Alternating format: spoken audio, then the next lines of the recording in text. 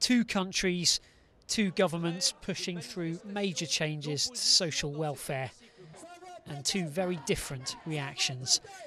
Britain's new austerity budget is making enormous cuts of nearly €100 billion, with welfare particularly hard hit.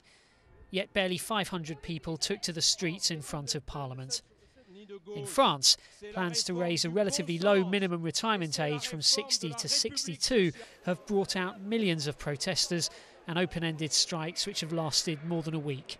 Some people, some parts of the population in the UK might be admirative of that and say that you're not prepared to accept certain policies without a fight, let's say. Often for reforms that really are pretty moderate. But to many in France, they're anything but.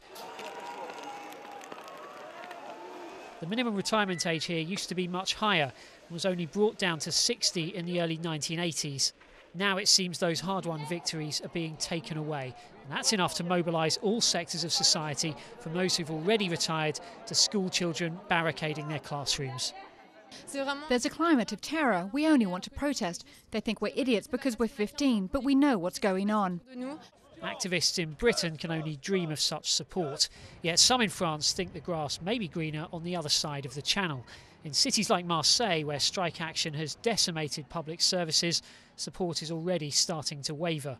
It's good that the firemen and army are being brought in. Even if it's not their job, we understand the argument. But this couldn't go on any longer. We had trouble getting back home. And even in the office corridors, there was an unbelievable smell of fish. Plus, we've got cockroaches and rats. We have these conflicts every time, and it's true that the right to strike is a fact, but the filthiness of the city has to be cleaned up. The political cultures may be different, but France and Britain both desperately need to save some money. And with the French Senate due to vote the reforms into law soon, it's likely both countries will be facing up to some tough times ahead.